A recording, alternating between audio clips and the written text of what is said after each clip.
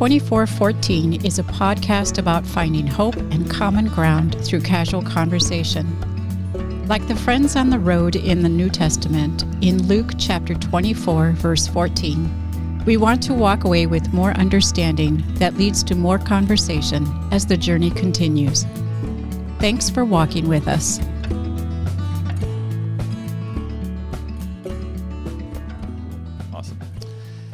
Hey, welcome to 2414. My name is Dan Weber, sitting at the table with Shane Welter. Hey, Shane, and we have a special guest today, Miss Brenda Segovia. Hi, Brenda. Hey, how's it going? It's a good day. I didn't get rained on yet today. It wasn't snowing. The birds didn't wake me up at an ungodly hour, as sometimes happens now, and as we move into the spring and summer. At least where I live, there are birds, and they are loud, and they are early risers. I have geese where I live, and they are loud, and I don't think they sleep at night. They are loud all night long. All right. Mm-hmm. Well, that's a good introduction to today's episode. It's all about geese. And Brenda, thank you for being here. Shane, thanks for coming back.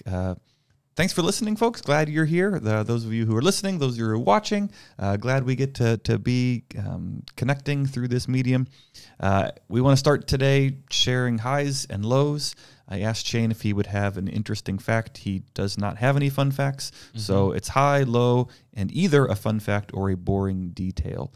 Shane, will you kick us off? Highs and lows, interesting fact or boring detail? Yeah, I'll go first. We'll start with low because I like to end optimistically. Low is just that. All right, I miss my family. It's been some time since I've saw some of them Christmas, but some it hasn't been since the wedding. Since last June. Your wedding, yeah. My wedding, yeah, sorry, yeah. So it's just been some time missing them and stuff, hanging out with them. But highs, things are going really well. We just finished Easter, and it was an awesome service. Very, praise God. It was awesome. Heard from a lot of people. I'm still hearing from a lot of people just how thankful they are just St. Luke's and just, what we accomplish and bringing people closer to God and Christ. It's awesome. Another high, Lauren and I have a gig tonight out in North Bend. Okay. Which is too late. If you're listening, you can't get tickets. You can't drive. No. Already happened. No.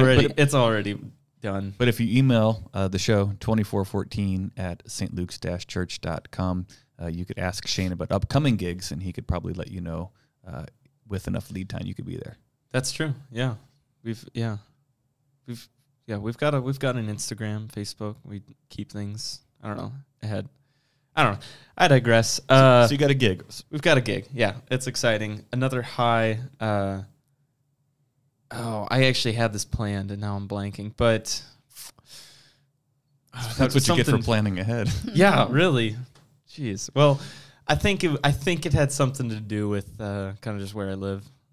Just really thankful continuously where I live compared to where I was before, where I'm now. It's awesome. I love it. I love seeing water.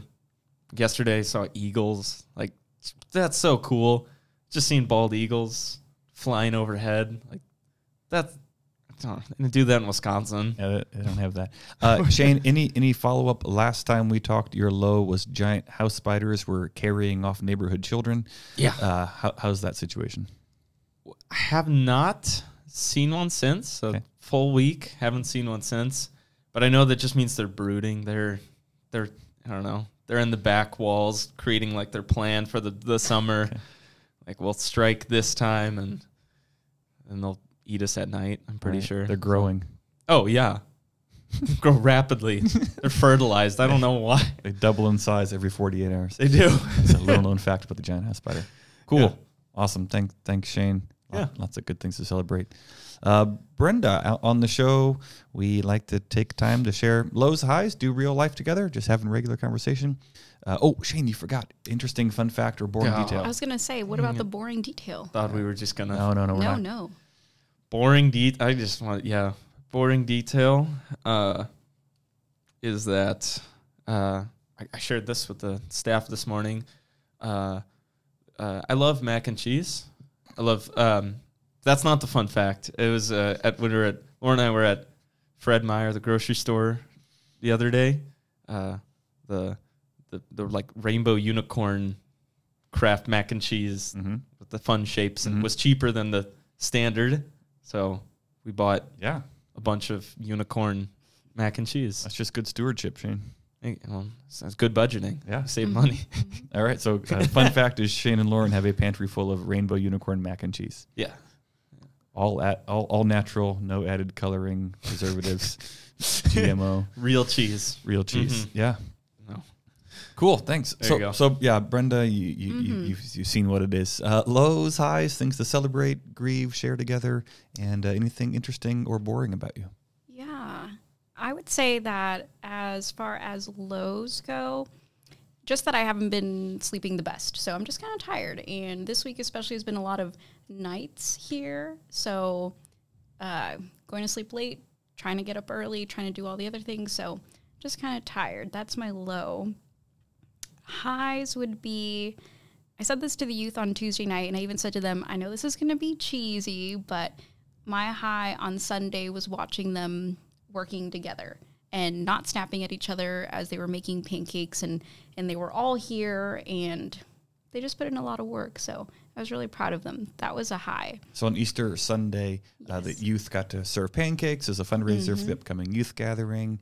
And when Brenda said she's had a lot of nights here, she does not live at the studio necessarily or sleep at church, but Brenda is on staff here at St. Luke's as our director of family life and community engagement. So gets to work with families and youth and mission work in the community. Yeah. So cool. So low, not sleeping so well at night. High, seeing the kids serve pancakes. And I'd say another high.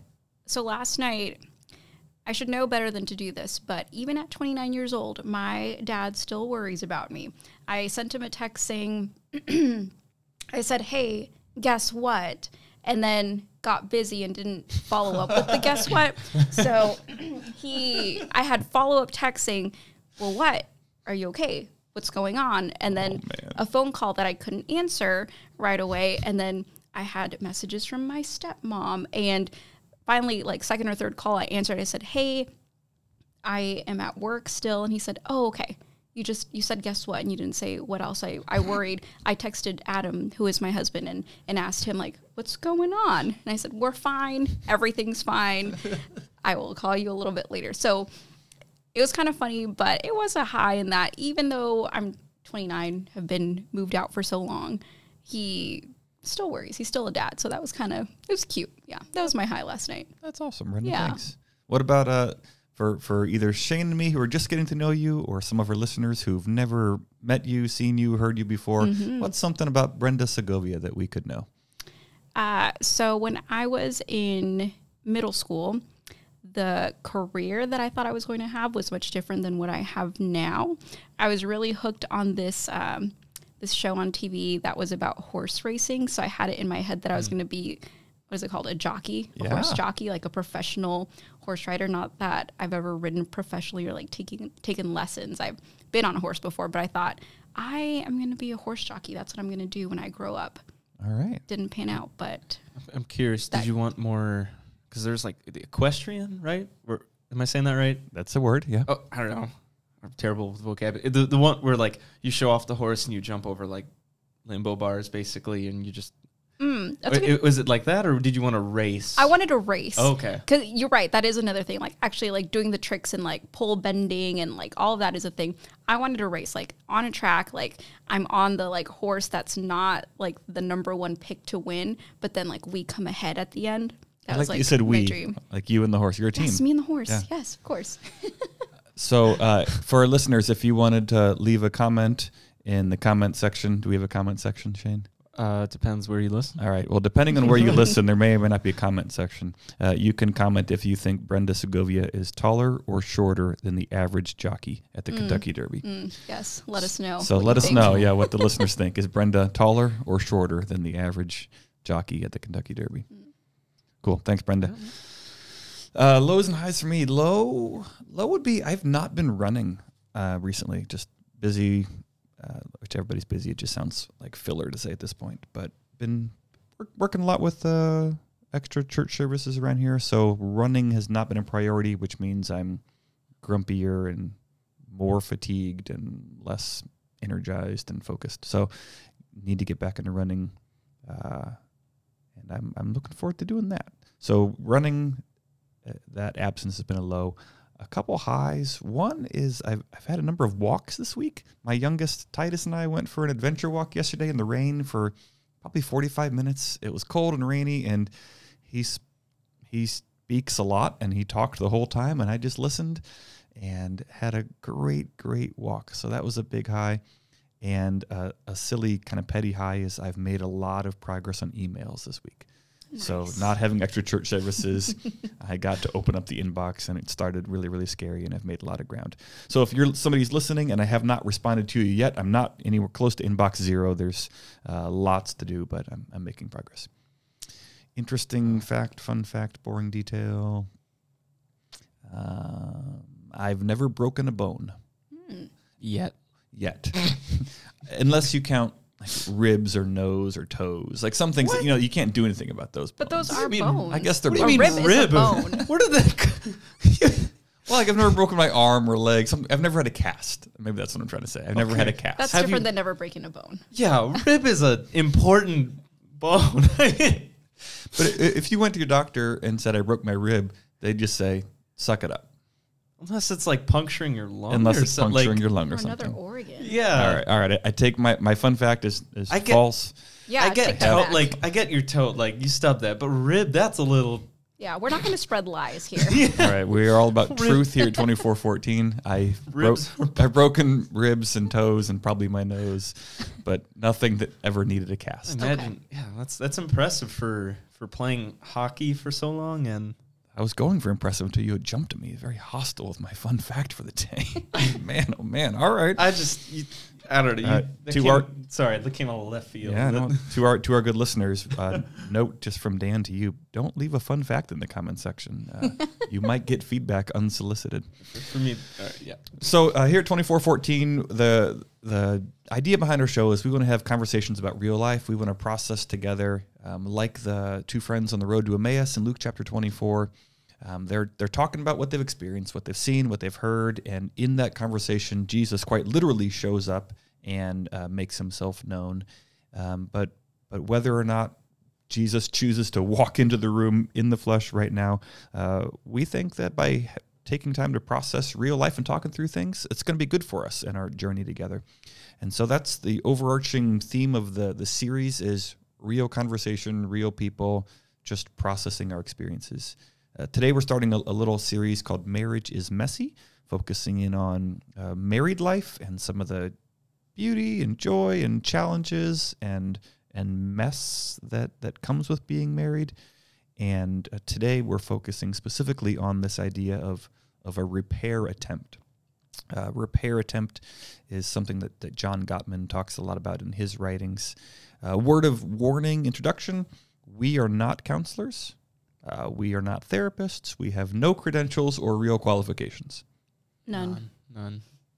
So between the three of us, we're each married to different people, and we have less than 20 years of experience at the table. 17 of those years are my own. So it's for better or for worse. So I asked Shane last time how long he's married. He didn't know. So we're going to start with Brenda.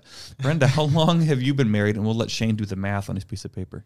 It will be 2 years this June. Okay. 2 years this June. And you're married to? I am married to Adam Schmeling. Adam Schmeling. How did you and Adam meet? We were both living in South Texas.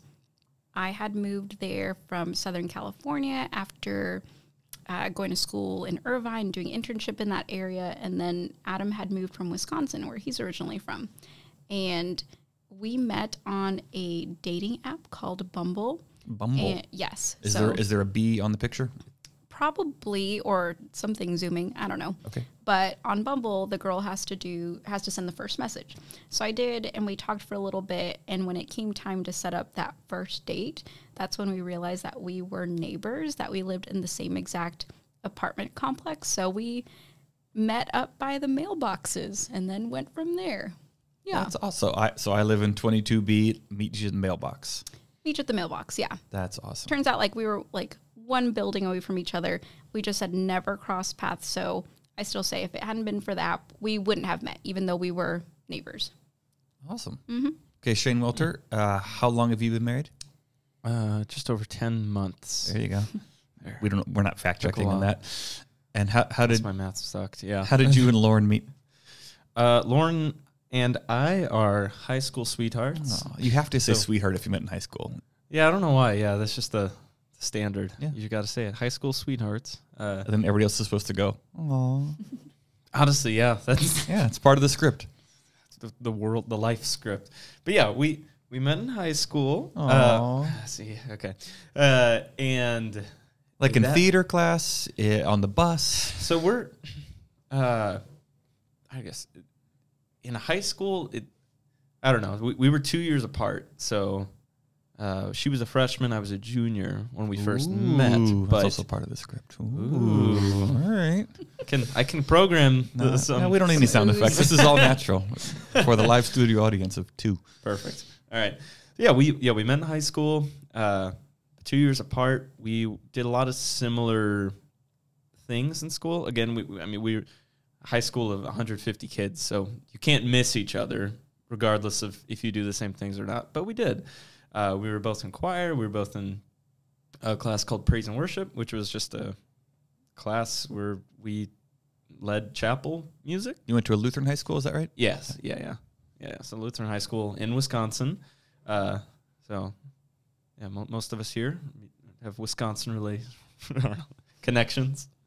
But we met in high school, and by her sophomore year, my senior year, we started dating. I took her to homecoming. Yeah, homecoming, and then it just kind of snowballed after that, and we went to the same college, but we had to do long distance for a long portion of our relationship, and after about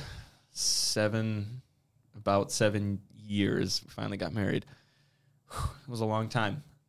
Yeah. But so we've known each other for a long time, I guess. Well, I mean, it's good. It's not married 17 years, but I'm saying it's not a competition, Shane. It's not a competition. Yeah. But if it was. Okay. I get it. But no. So so we're both love music. We did track and field. We just had very similar interests, and here we are today. Cool. Yeah, 10 months later, going on strong. Yeah, I did the math. Yeah. So as I said earlier, Charlotte and I will be celebrating 17 years this June. So June 18th, we got married down in Portland, Oregon. I met Charlotte at Concordia Irvine. We were in the same group of friends. Interestingly, somebody she dated in high school was one of my suite mates, and I was dating one of her roommates, and yada, yada, yada, a few conversations and broken friendships later, here we are. So, yeah, that's a quick glimpse into our backgrounds. So a lot of my thinking about marriage, so like I said, been married 17-ish years, but as a pastor, I get to talk with a lot of people about married life and my premarital counseling, which is one of the best things for my own marriage, because I regularly sit down with a couple. I'm like, you should do this. And I'm like, I should totally do that. And so I tend to leave premarital counseling sessions as at least trying to be a better husband or with some more skills. But one of the writers and thinkers who's very influential for my trying to act in marriage, but also really thinking about marriage and telling other people what to do in their marriage is a guy named John Gottman, who's a researcher here in the University of Washington. And he's got a number of popular books about marriage. He's not a Christian by any means, but he's got incredible research and really knows his stuff. So to our listeners, if you want to pick up a book on marriage by John Gottman, Some I think might be co-authored, some with his wife, some with some other people, but I haven't read anything bad of his yet. But one of his early popular works is called The 7 Principles for Making Marriage Work. And principle number 5 is solve your solvable problems. I think one of his previous ones was figuring out which problems are solvable and which ones aren't. Like some things are just, that's always going to be there. But if there's something that can be solved, he says you should solve the things you can solve. And one of the key steps in that is what he describes as repair attempts. And this is the idea when something is bad or out of sync. I tend to use a lot of synonyms, like when you're fighting, when you're arguing, how do you get back to good? So I use words like fighting pretty loosely. I don't want to make a joke about that if, I don't include things like physical abuse or yelling. This is more just when two people who love each other are kind of out of sync. It probably could apply to friendship as well. It's a disagreement. Or I was just going to ask, how else would you describe that in your experience? So disagreement? Yeah, disagreement, a big misunderstanding. A big misunderstanding? Yeah. A tiff? Yeah, like you're not on the same page. Yeah, not on the same page. Someone or both people upset. Like there's feelings and they're not positive. They're not good. Upset. I guess feelings are being had and experienced that are not good by one or both persons. Mm-hmm. Yeah, Brenda, any other ways you describe if you're out of sync, out of sort, mad, arguing? Yeah. Well, like I said, I think just out of sync is one that I would use. Not on the same page, not on the same wavelength. Like you're just not in the same place. So how do you know when you're in a spot like that? I know I'm in a spot like that if it's quieter at home. If we're not going to bed at the same time, one of us just needs to cool off a little bit more. And quieter. There's not as much laughter, not as much silliness as there would be if we were in a good spot. Yeah, so it's definitely, you can feel it, like the air is tense. Yeah. Mm-hmm. Shane, what about you? What does it feel like when your relationship is out of sync, upset, arguing? Yeah, I think similar to what Brenda said. There's tension in the air. I don't know. One or both of us are short. Kind of like we're not as thorough in like explaining why we're upset. Like, yeah, I don't know. Maybe that's part of it. I don't know. It's just I think mentally we're likely tired too. Like, I don't know. We're fatigued. We're tired.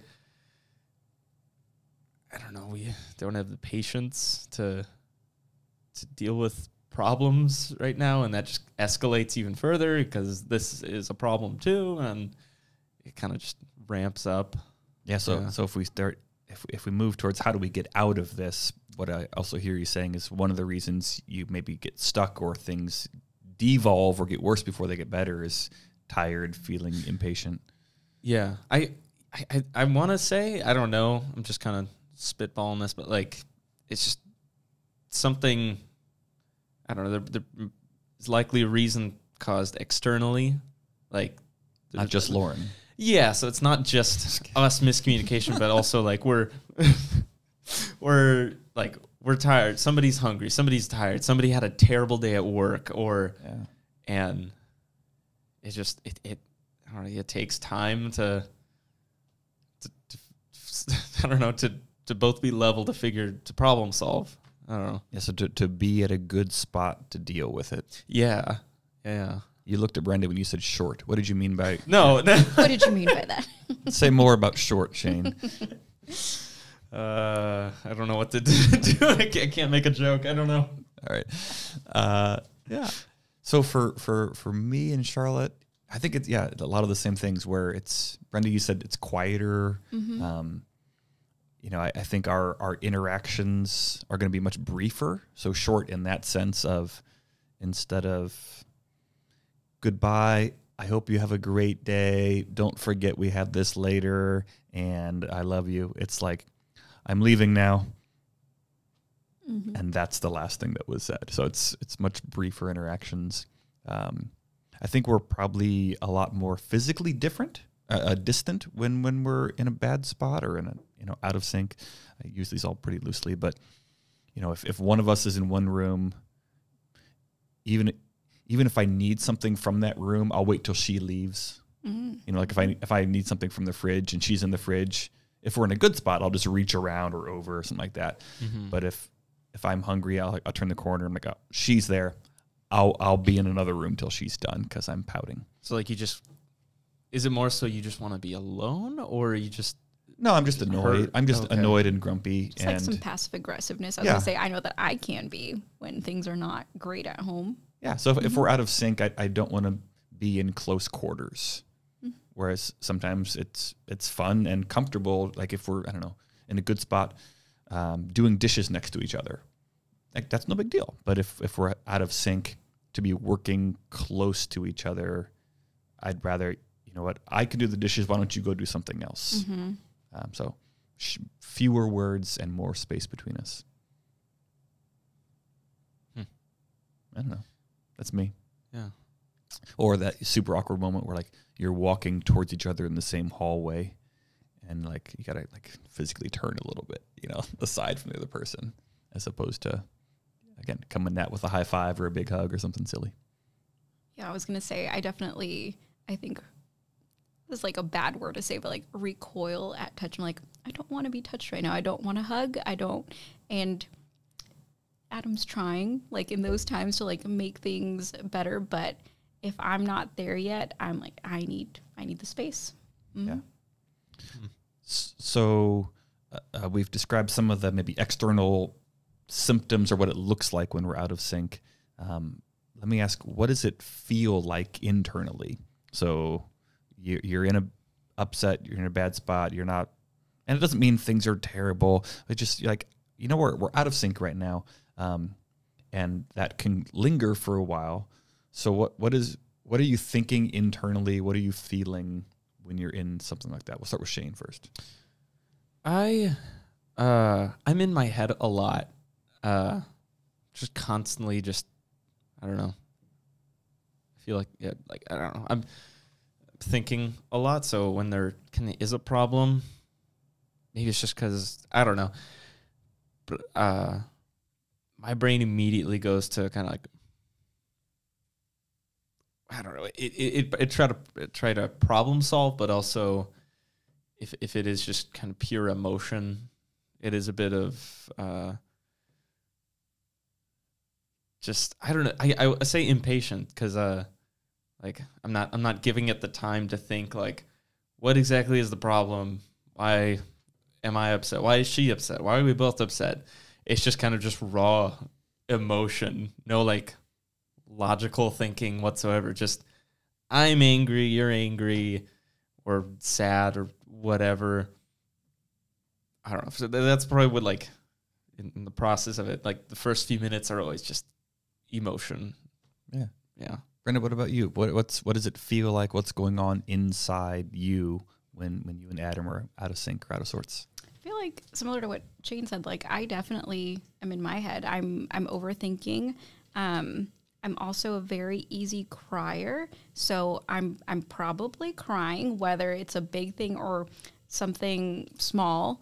And then I feel that inside of you. Like, I don't know if anyone else feels this, but when you're like crying, it feels like your stomach is kind of hollow. I almost describe it as like a waterfall, like coming down. Like it just feels like water's actually inside of you, like falling down. And I think I live in those emotions for too long when that stuff happens. Like I definitely am overthinking it for sure. Yeah, I think if I was describing how I'm feeling, processing in those moments when we're out of sync or out of sorts, probably feel stuck, like kind of restricted and maybe that's part of even I need my physical space. And so if there's kids or spouse or cats and just everywhere I go, there's somebody. So trying to find a spot for me to be, so feel stuck. I think also internally, I'm thinking about why she doesn't know what I'm thinking. That's my thought. It's like, she should know what I'm thinking and feeling, right? And I shouldn't have to tell her. And that seems too obvious. And the fact that I would have to tell her is like, that's the problem. Like, I'm mad that she doesn't know why I'm mad, or I'm upset that she doesn't realize why I'm upset, which isn't fair. But that's what's replaying in my head of like, I'm right to be upset, and she should know that. Okay, what you just said both made me sad and encouraged me, because like that happens for us, but we're 2 years in, and I would hope that, 20 years down the line, like they can read your mind, but I'm hearing that they still can't. Well, I feel like I can read Charlotte's mind. Okay. I'm just kidding. Not at all. Okay. Not at all. I'll play that section for her. Yeah, Don't worry. Shane will just cut all that out and put some audio clip about how much I love my wife, which I do. I also, the other thing I'm kind of thinking about is just me. Like I'm just taking in everything from my perspective. I feel like I have very little capacity or intentionality to say, I wonder how she's doing in this. It's more, well, obviously I'm in this spot, and that makes perfect sense. If anybody who would see this as an outside observer would clearly see it my way. And I'm not in that moment going, the woman I love more than anyone in the world is hurting. I wonder if I can help. It's like, she should probably fix this.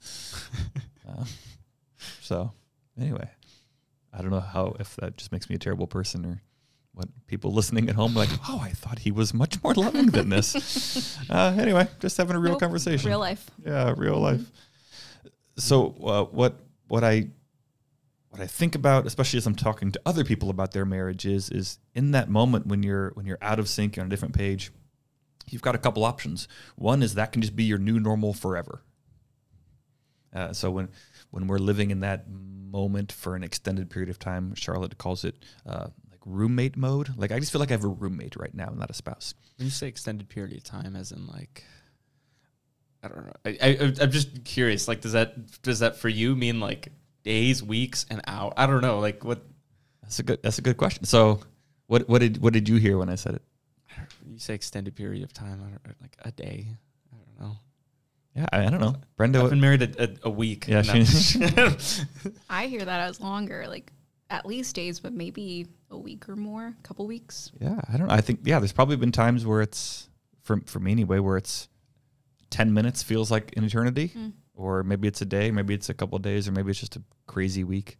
I don't think we've had seasons of, weeks or months. I mean, there's certainly seasons where like, man, it's just great for weeks, and there's other seasons where it's, maybe we're kind of limping along, but I don't know that we've had super extended periods like that. But when you're out of sync like that, you can embrace that as your new reality. Then you just have a roommate, and you kind of, I think about like a trajectory. So when you're on that new course, if your trajectory is apart from each other, the longer you go that way, the farther away you get.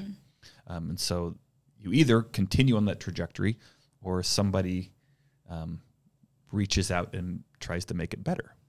And what I've found is it's really hard to do that, which is what I'm trying to talk about today. Because when I'm fighting, I want to win. I can be competitive at times. Won't be a shock to too many people. Yeah, yeah. Thanks, Brenda. I can like to win at times, and so if we're in an argument or we're fighting, if she waves the white flag and surrender, then that means I can jump on that and I can win. I can whatever, seize that moment emotionally, whatever that feels like, to have the upper hand, that I somehow prevailed, and yet by winning I lose. Right? And so if we're going apart from each other, somebody needs to reach out first to make it good. And the other person needs to receive that well, because if they don't receive that well and they get hurt, they hurt back, then it's so if Charlotte and I are fighting and I am waiting for her to reach out, and she makes that first move to say, I'm sorry and I love you. And if I'm like, well, you should be sorry, something horrible like that, right? That that I feel like I win or I got the upper hand. You know, if it took her a half hour to reach out the first time, you know, how much longer is it going to take the second time? And so I think this is, in these little moments of repair attempts, is where marriages can like win or lose. And it's the little ones, because the little tiff that doesn't get repaired well either drifts far apart for a long time, or when somebody reaches out, if the other person kind of slaps their hand away, then they're going to be that much slower next time to reach out. And if that one doesn't go well, it doesn't take too long for sort of exponential gaps to be there. And both of those positions, I would say, are not easy. Like, they're both hard. It's hard to be the one to apologize first, but it's also hard to accept the apology in the moment, especially if you are still feeling the feelings. So both are hard.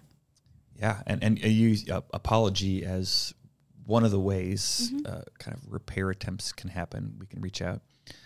I can share some of my own and what it looks like in my relationship, and I really want to hear from you guys as well of what are some of the strategies for you for reaching out to make that first move, to get back on the same page. And maybe it's not, maybe for you it's like a real sit-down conversation and an apology and you actually working through it.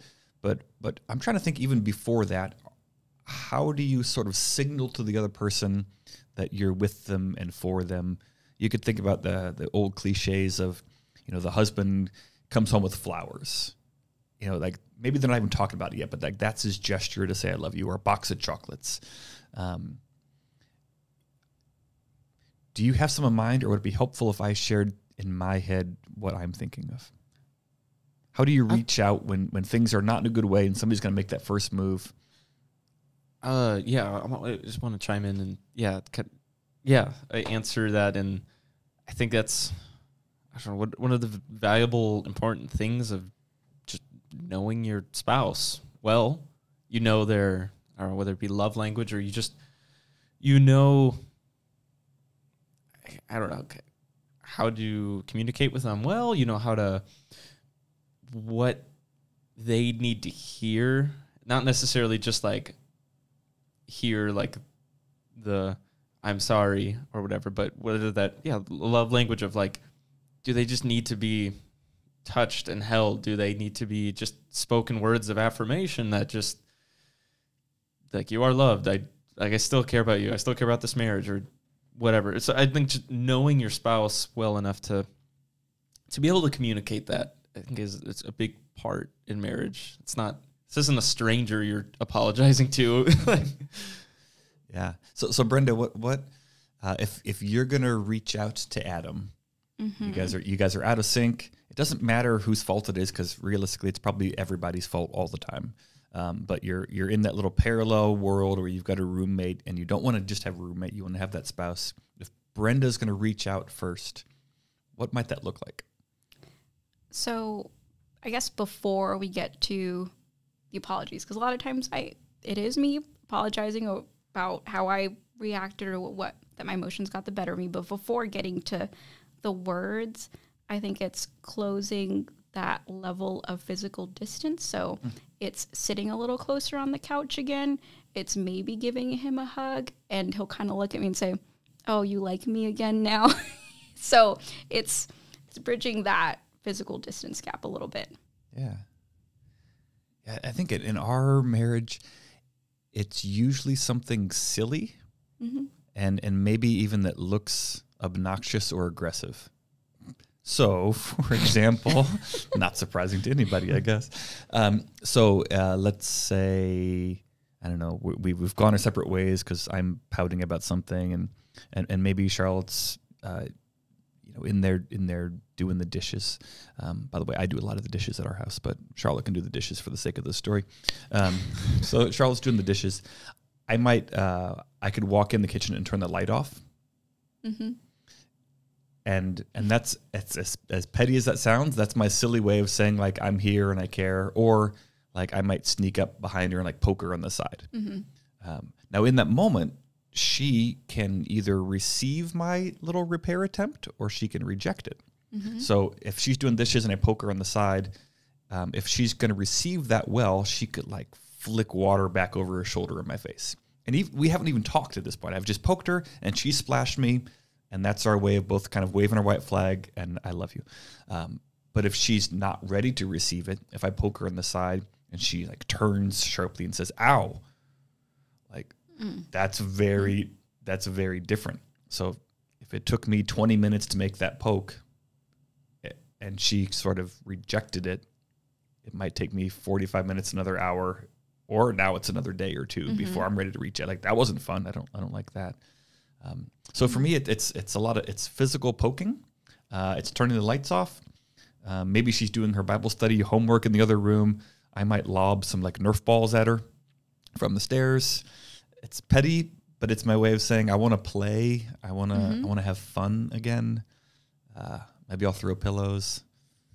It's a lot of aggressive sounding things. I also send a lot of random emojis. So sometimes I'm just sorry I was an idiot. Sorry I was rude. But a lot of times it's just, I just sort of mash the emojis, and it's lady in a red dress, koala bear, palm tree, beer stein, fork. And there's no hidden meaning behind it. It's just things, and my goal is to make her smile. Now, in that moment, again, she can receive that or she can reject it. If she's going to reject it, she could respond, why don't you take this more seriously? Which is probably not going to lead to another quick, loving text on my part. But if she sends back an equally ridiculous stream of emojis or a silly gif of some guy tripping and falling in the mud, I know, okay, I reached out. She's met me in the middle. I think we're going to be okay. With that, do you guys like you have these goofy kind of things that you both understand? Is there a point in that you guys like process it together? Or yeah. I'm just like, is that it? Like something terrible happened and that's the end of it. Never talked about again. Or so yes. So we do get to apologies. We do get to solutions and thinking through how did we get there? How can we not get there again? Is there a specific thing we need to solve for? But what I'm trying to slow the conversation down here is to say, before I can apologize, before we can diagnose it, before we can come up with a game plan, if I'm mad at you or you're mad at me, we can't do that well. So how do we even get back on sort of the emotional same page and like each other again? And so those are, so emojis, GIFs, poking, splashing, throwing things. Food, I would add in there. Like you were saying, like if you know kind of their needs, like is this a hangry moment? Like if I got you some lunch, would that help? You've got a full belly, you're relaxed. All right, you can come back and go at it again. So those are some of my silly ones. Having shared some of the ways I go about this, does that stir anything in either of you to say, okay, I know what he's talking about now. Before we apologize, before we talk through it, here's what it looks like for one of us to reach out. Or maybe ask differently, how would you like to be reached out to? So I gave some. Would my repair attempts to Charlotte be good for Lauren to reach out to you, Shane, or Adam to reach out to you, Brenda? Or you're like, you know what, that would be really annoying. I prefer when they reach out like this. I would say some of that would work because there is silliness where in our home. So when things are good or when we're trying to get back to good, one of us might grab the kitchen towel and then you're chasing the other person around the whole apartment, freaking out our cat because you've got the towel going. And all of our lights, most of them are connected to Alexa. So then Adam will, from wherever he's at, if I'm in the bathroom, he's turning off the lights through Alexa, and there I am just yelling, hey, it's dark in here. So different, like, silly things like that, for sure. Yeah, that works for us. Kind of defuse it a little bit. Shane, what about you? How do you receive it well when Lauren reaches out first? Yeah. I think Lauren and I are kind of much more straight shooters, I guess, when there's a problem. So mature. I think- I've always said that about you, Shane. Am So I? mature. I don't think so. But yeah, I think each of us kind of have different ways of processing, but I think we both kind of connect well when there's a problem.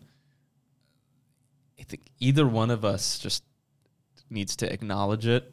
Just like, this is the problem. I don't like this.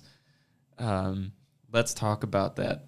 What could I have done differently? And I think most of the time it's just I'm just angry. I'm tired. Or like, I'm So you something. guys don't I'm sorry. beat around the bush too much. Like No, I think you realize like, oh, she's upset, or she says Shane's upset, and we just need to talk about it. Yeah, I think more like most of the time when one of us is upset, the other will be upset. Okay. Like it's contagious. Some like it'll spread like wildfire. There's a bad mood, and but I think we both of us just, I don't know, we're still like early in the marriage where like if you consider the first year like the honeymoon phase, we're kind of still in that I don't know, learning how we both process things and whatnot.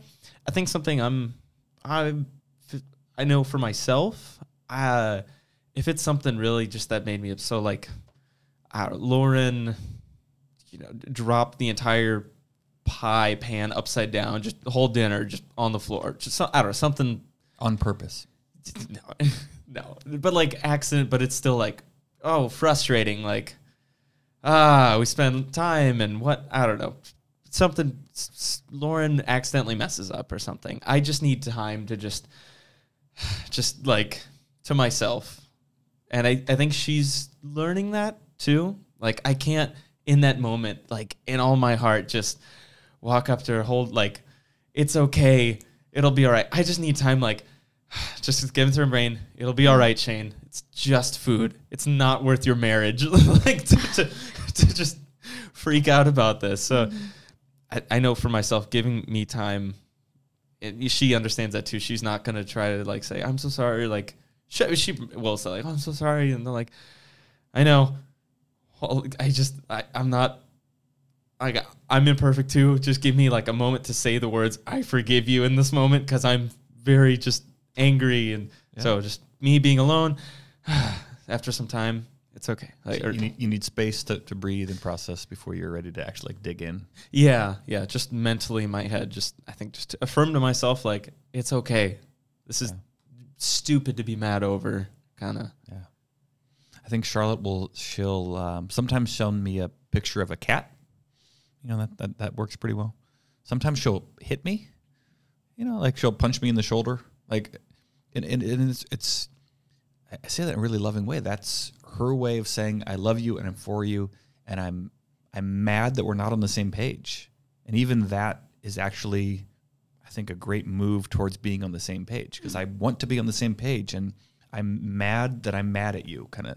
So she like could punch me in the shoulder, or she'll like come up like almost like shadow boxing, like put up your hands, and she wants to kind of box my hand, like, and that physical expression of frustration is actually really loving, because it says that she cares. Or we might not even talk to each other, and it's just maybe walk by and say like up top and get a high five, and that's all the physical contact or conversation we have about it, and that's all we need for a while. Could I share a story from our first year of marriage? Yeah. All right. This is one of my favorite repair attempts in our marriage. So we got married when I was after my first year at seminary, and somebody at our fieldwork church, they're at Chapel of the Cross in St. Peter's, where Sam Hogue and Rachel Brandmeier Hogue are at now. They were either hosting a marriage retreat, or there was one nearby and somebody sent us to it. I don't know. But we were like Shane and Lauren. We'd been married for all of 8 minutes. And this was, there were people there who were in like crisis mode because their marriage was ending, and this was one last ditch effort. And there were other people there who were just retired and bored, and they loved each other. And then there were us. So we were, there was no one like us there.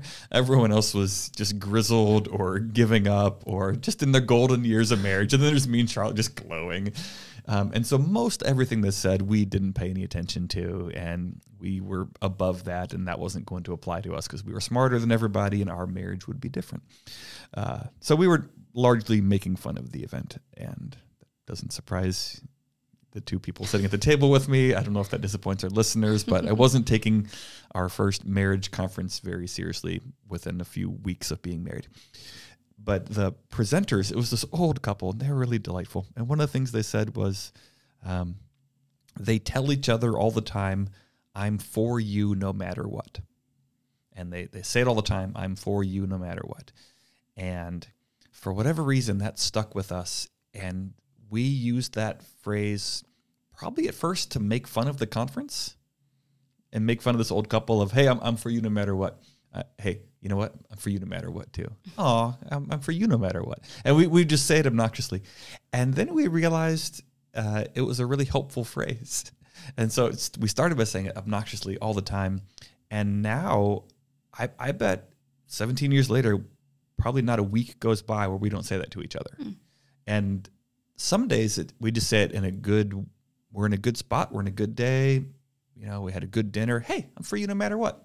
And that's nice. Other times we're in a not so good spot and we kind of grumble it. And but that's one of my repair attempts of she's doing whatever she's doing and I'm doing whatever I'm doing. And whoever reaches out first might just sort of pop their head around the corner and go, I'm for you no matter what, and walk away. Or the other person might respond, I'm for you no matter what too. And there's no love in the tone, but the words are almost sort of fake it till you make it. And by rehearsing something that profound, it sort of leads it into reality. So I'm for you no matter what is a really big thing to say. And we say it every single week to each other. And that's, probably one of, besides poking and silly emojis and gifts and physical assaults with Nerf, I'm for you no matter what is my most frequently used verbal repair attempt to say, I want to get back on the same page. Maybe I'm not there yet. I need more space. I'm too angry to talk about it. But while I'm in here pouting, I want you to know I'm for you no matter what.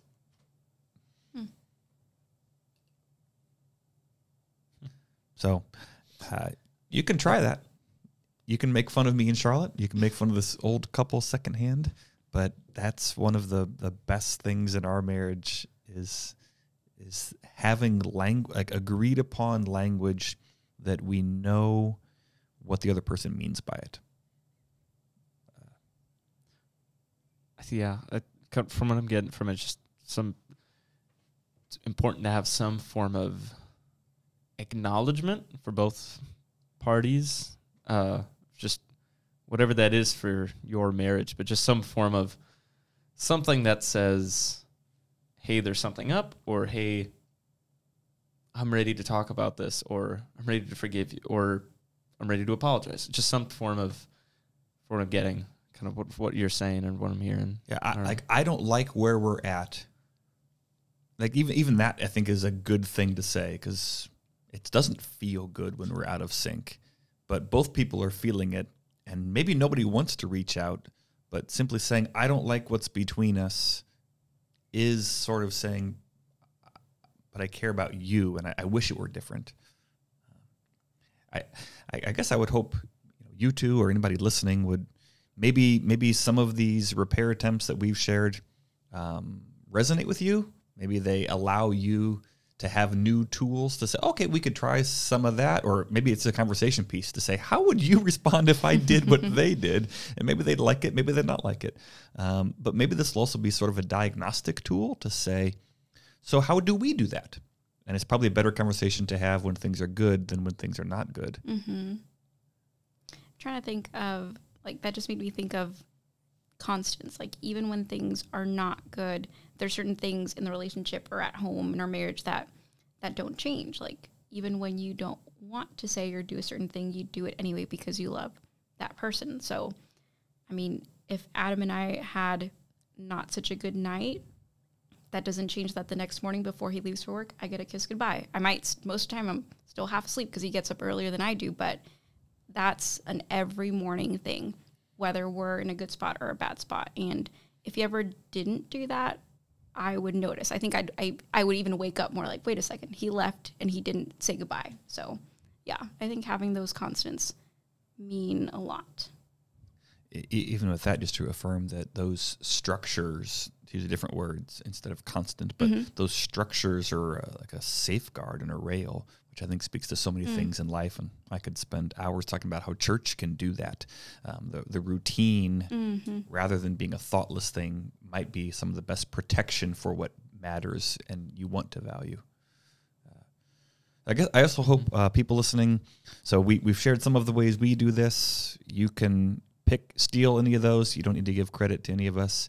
You might have a conversation about what that looks like in your home to say, okay, that's how Brenda, Shane, Dan do it in their respective marriages. How do we do that?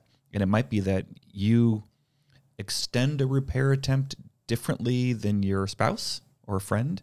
And it might be that you would prefer to receive them in a different way than you give them. Like Shane was talking about love languages. So maybe your partner receives physical touch, but you want a gift or a handwritten note or something like that, or an act of service. And so I just encourage people listening or watching to have that conversation to say, when I do this, that's my way of trying to reach out.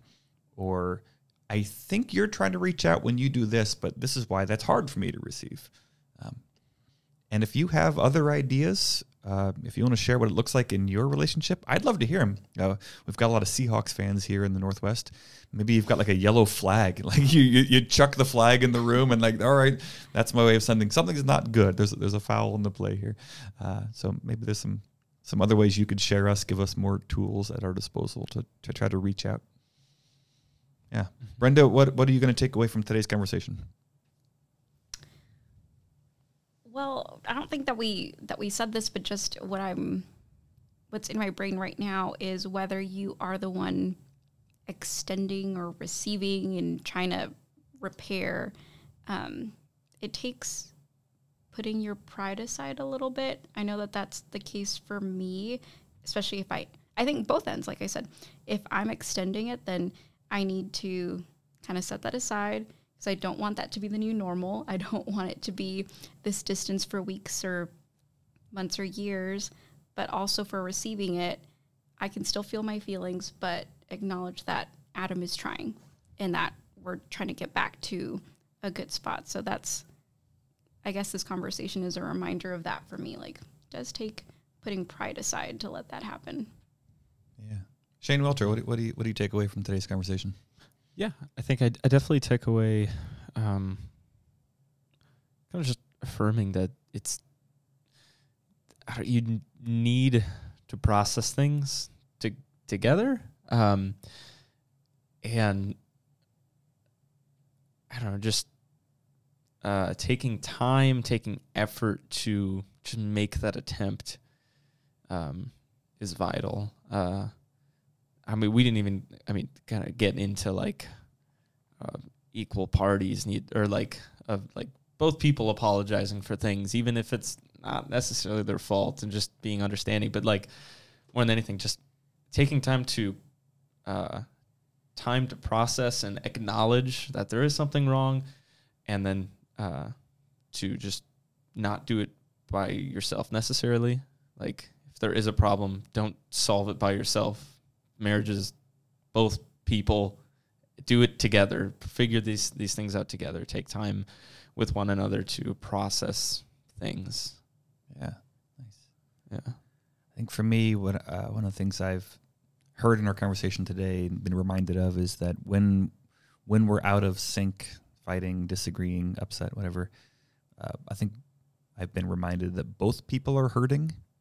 It's easy for me to think as a victim and I'm in a bad spot or I'm upset or this is all on me and I got to fix it. But to say, yeah, we're in this together, and even if we need some cool off time or reset time, they're not in a good spot either. If they're hurting, I'm hurting. If I'm hurting, they're hurting. And nobody's winning. Yeah, nobody's winning. And so it might feel like I'm quitting, surrendering, losing by reaching out first. And it might feel like I'm winning if I sort of reject their attempt to reach out first. But when there's something between us, nobody's winning. And my other big takeaway is this is hard. So this takes work and intentionality, and it's a lot easier to talk into a microphone and tell Shane and Brenda and invisible listeners what to do. And I should probably call my wife when we hang up here. So with that being said, I'm going to call Charlotte and apologize and tell her I love her, because there's plenty to fill an afternoon of conversation there. Brenda, thanks for being here today. Yeah, I loved being part of the conversation, being in the room. It's pretty cool being in here. Not too scary? Not too scary, yes. So if I invite a random listener or church member, say, hey, you want to sit down for the podcast and have a conversation, what would you tell them? I would say that it's going to be fun. You'll have some minutes to kind of just chill, talk, get the nerves out of the way, and it's really not that bad. It's fun. It's a lot of fun. Not that bad. Oh, and fun. Okay. It is fun, yeah. Cool. Brenda, thanks for taking time to be here. Jane, thanks for taking time too. Thanks. Also, thanks for editing and posting and doing all the things so that people can be part of the conversation. Oh, yeah. Yeah, thanks for doing all the things. I'm still figuring that out. Thanks to Andrew Gruner who's helped decorate our studio for the day with some of his paintings and artwork from this Lent. And thanks for you for listening, for watching. So glad you could be with us however you are. It sounds cliche and cheesy and trite to say, but as you're able to leave a star or 4 or 5 or 17, however many stars they can leave, or stars. I don't know, thumbs up. How do people tell the world they like the show? Depends on their medium, I guess. Yeah. So, but it just like, share, subscribe. Share, smash that like button. Smash it. Go ahead, and then they point on the channel. Anyway. I don't care if you do those things, but I really do think it helps other people find it. So if this has been helpful for you, let us know and let others know. And yeah, I'm just feeding off that too. We value that you stay connected, or try to stay connected, whether that be our email or 2414 at stlukes-church.com, or any kind of website, social service you use. We want to know that you're listening, not just for, you could make the argument, it's for algorithm purposes, the more, but we generally just want to know that you're listening. We want to know that, human beings are appreciating our show, and it's not just all of our spouses watching it and good job, you did. But we want to know this is serving a purpose, this is serving a need, and that's what we really want to do with this podcast. Yeah, real people having real conversations. We're not looking for anonymous acclaim or just download numbers. We don't care about download numbers. We care about people being part of the conversation. Mm-hmm. So, thank you for taking time to be part of the conversation with us. That's the end of the episode, but we want to continue the conversation. Continue the conversation by sharing this episode, subscribing, or leaving a review. Connect with us on Instagram at 2414 podcast. Connect with us through email at 2414@stlukes-church.com. Or best of all, keep the conversation going by inviting someone to process with you so that you can each walk away with more understanding that leads to more conversation as the journey continues. If you happen to be in the Seattle-Tacoma area of Washington, stop by on a Sunday morning and say hi. 2414 is a podcast produced by St. Luke's Lutheran Church in Federal Way, Washington.